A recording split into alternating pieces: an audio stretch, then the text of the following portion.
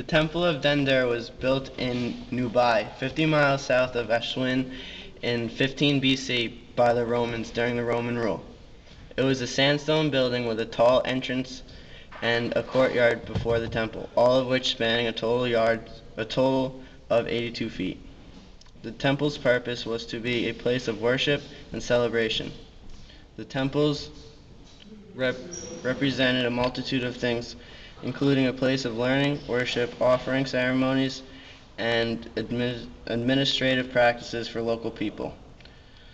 The design was based upon the understanding of the image of nature. The first room was an informative room with hieroglyphics depicting the pharaoh praying and offering to the gods. The middle room was used for ceremonies, and beyond that stood the sanctuary of the goddess Isis. The only carvings were around the door frames and on the back side of the temple. Surrounding the temple are carvings of lotus plants and papyrus, seemingly growing from the water, symbolized by the Nile god Hapi. The two iconic columns rise up towards the sky like bundles of papyrus stalks with lotus blossoms bound both above both gate and temple are sun discs flanked by dawn wings of Horus, the sky god. Horus is also represented by the vulture's outspread wings on the ceiling of the entrance porch.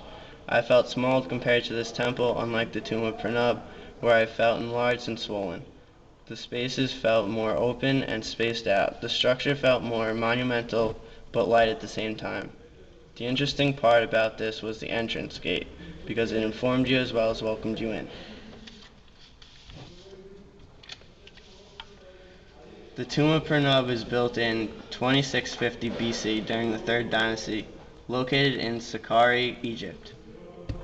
This tomb was used as a burial ground for Memphis.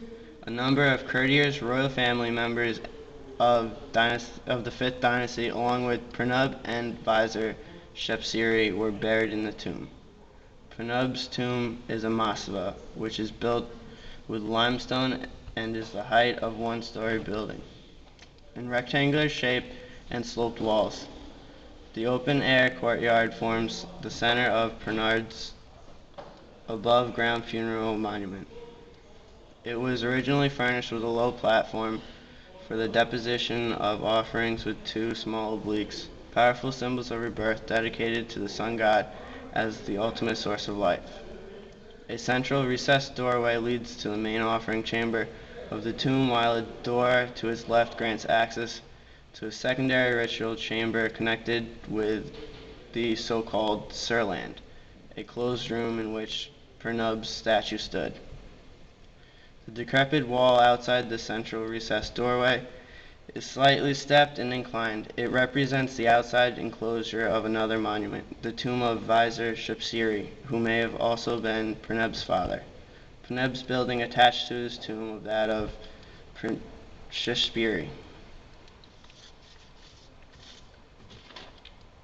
The tomb is very compact and has a great deal of compression. While walking through, I felt a bit claustrophobic due to narrow hallways, but was able to continue.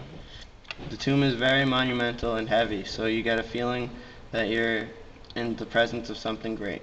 The most interesting part was the hieroglyphics and how they wrapped around the inside and outside of the tomb.